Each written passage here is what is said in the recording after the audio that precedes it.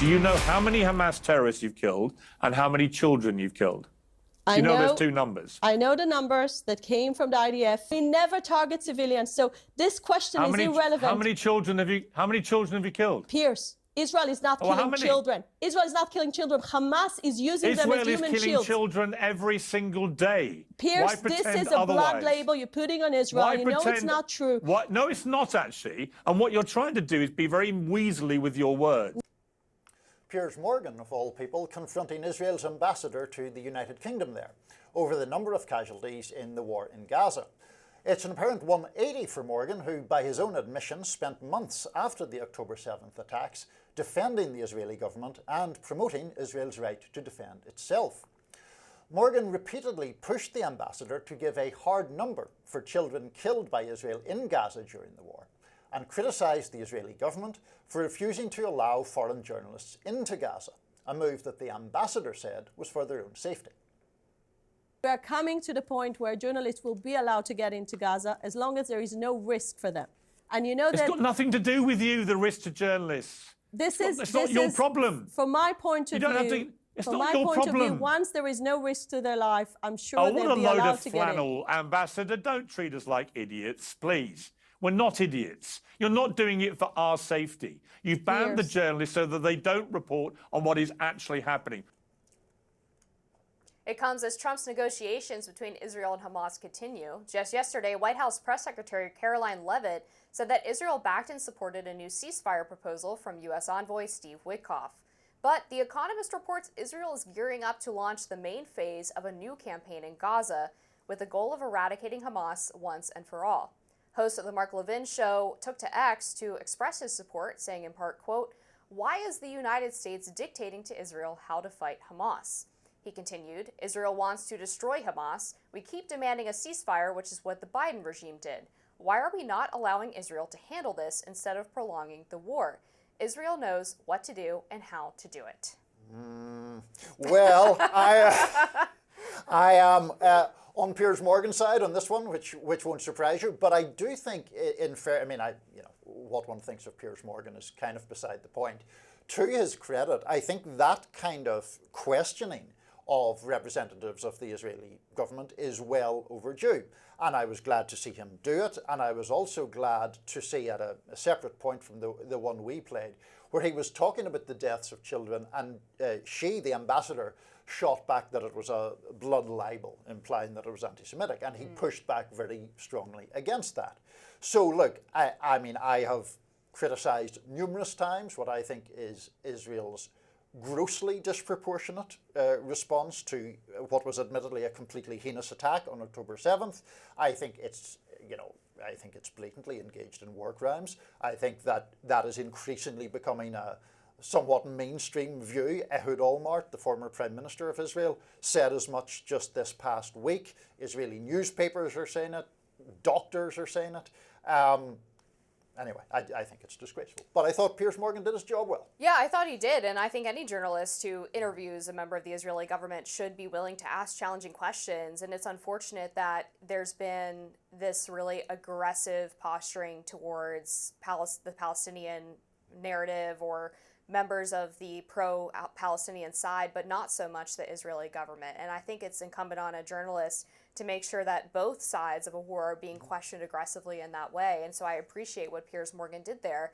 And I think it's become increasingly clear that the reason the war has been drawn out this long is not because there's this intrinsic interest of just decimating Gaza necessarily. That's part of it. But the other part of it is that Benjamin Netanyahu retains a significant amount of political power if they continue the war, right? He has an interest in staying in as the leader of Israel, and if he leaves office, could potentially be prosecuted for some corruption crimes. And so he wants to hold on to that as long as possible, and being able to gin up support for a continued front against Gaza is precisely how he keeps on hanging on. Yeah, no, I think that's a great point, and I think that kind of point isn't really explored enough here, because oftentimes the debates get stuck in this sense that as soon as you express sympathy for the Palestinians, you're anti-Israel.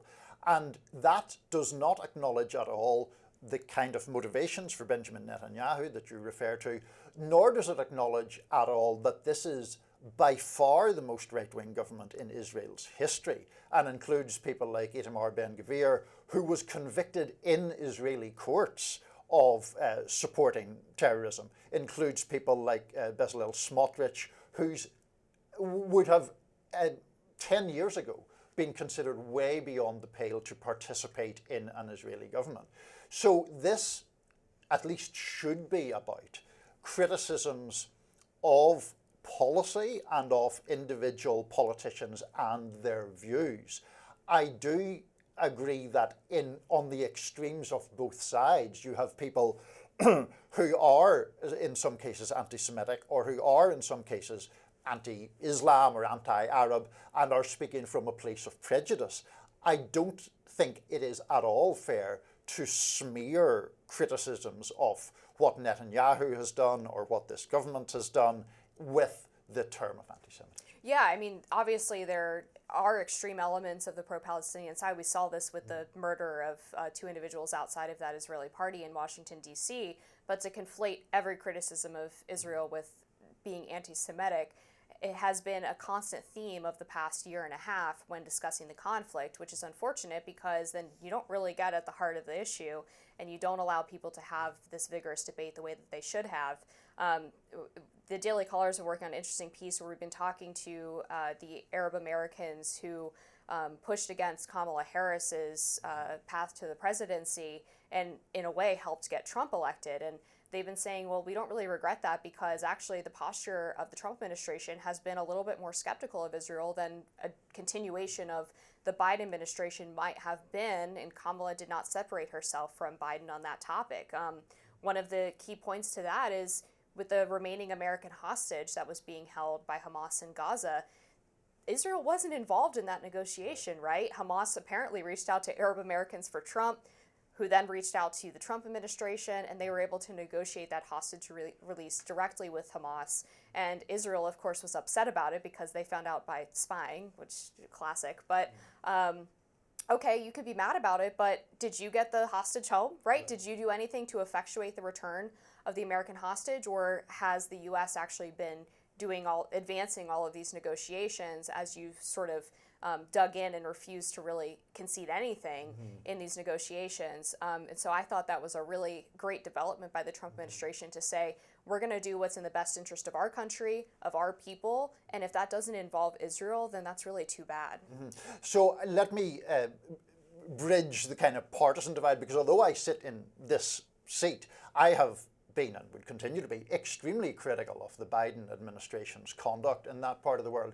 I think it was honestly a moral disgrace, and I think not only former President Biden, but a lot of these guys like Jake Sullivan and Tony Blinken, who are sort of revered in a sense at least by a liberal or democratic-leaning foreign policy establishment, really need to answer for their actions in a big way in that respect. In relation to Trump, I guess my one counter to the valid points that you raised was his endorsement or his openness to what I consider just ethnic cleansing, this idea that you're going to convert Gaza into some sort of tourist resort and shunt the people for whom it is their home out of there. I find that, I disagree with it strongly, and I find it quite offensive. That is not to deny that at times he has displayed greater skepticism toward Netanyahu, and in fact at the very start of Trump's second term did press the Israelis in a way that Biden had signally failed to do, to sign up to a ceasefire. Now, this was going to breach that ceasefire, but the pressure was there from the Trump side, and I think that was valid and fair pressure. Yeah, there's recent reports as well that he's been increasingly frustrated with Netanyahu and has kind of isolated him from these conversations to an extent, which obviously needs to happen if you are going to reach some kind of ceasefire agreement in this war, because he's been completely unwilling to this point to take that seriously at all. Absolutely, no, agree with that. Still ahead on Rising, the Trump administration supercharging its deportation efforts. There's a new daily arrest minimum for ICE. We'll discuss that next.